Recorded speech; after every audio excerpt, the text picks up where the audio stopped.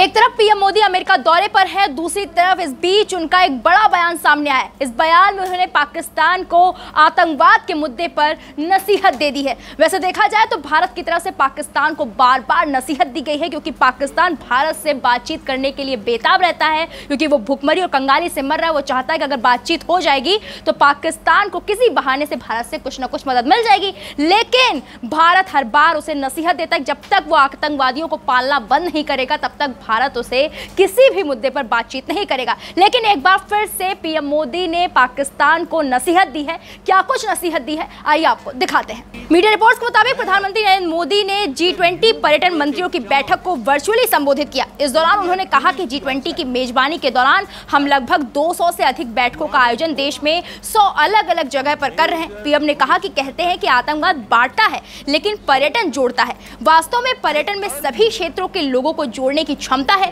जिससे एक बेहतर समाज का निर्माण होता है। पीएम ने आगे कहा कि हमारे प्राचीन शास्त्रों में एक कहावत है, अतिथि देवो भव, जिसका मतलब है मेहमान भगवान के समान होता है। और यही पर्यटन के प्रति हमारा दृष्टिकोण है। हमारा पर्यटन केवल दर्शनीय स्थलों की यात्रा के बारे में नहीं है, बल्कि एक गहरा अनुभव है।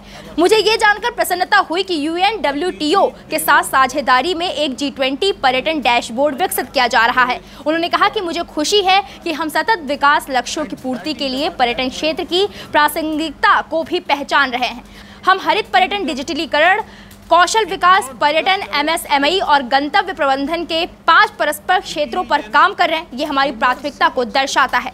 हमें इनोवेशन को बढ़ावा देने के लिए आर्टिफिशियल इंटेलिजेंस जैसी तकनीकों का अधिक से अधिक उपयोग करना चाहिए। बता दें कि इस दौरान पीएम मोदी ने स्टैच्यू ऑफ यूनिटी का भी जिक्र किया है। प्रधानमंत्री ने कहा कि वाराणसी में इंफ्रास्ट्रक्चर विकसित करने के बाद पर्यटकों की संख्या में 10 गुना की बढ़ोतरी हुई है। स्टैच्यू ऑफ यूनिटी को देखने निर्माण के 1 साल के अंदर 27 लाख पर्यटक पहुंचे हैं। पिछले 9 वर्षों में हमने देश में पर्यटन के पूरे इकोसिस्टम को विकसित करने पर विशेष बल दिया है। भारत की G20 की मेजबानी की थीम वसुधैव कुटुंबकम, one earth, one family, one future वैश्विक पर्यटन का आदर्श बन सकता है।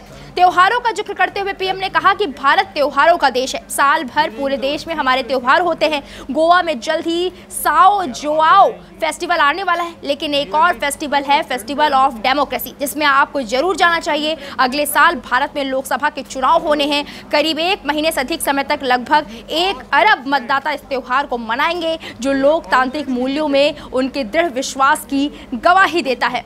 पीएम मोदी ने इशारों में पाकिस्तान के लिए बड़ी बात कह दी है। हालांकि उनका ये बयान प्री रिकॉर्डेड बताया जा रहा है। फिलहाल अब इस मुद्दे को लेकर, यानी कि पीएम मोदी के बयान को लेकर आपकी जो भी राय, आप कमेंट बॉक्स में जाएं और हमें जरूर बताएं। VK न्यूज़, राष्ट्र के नाम।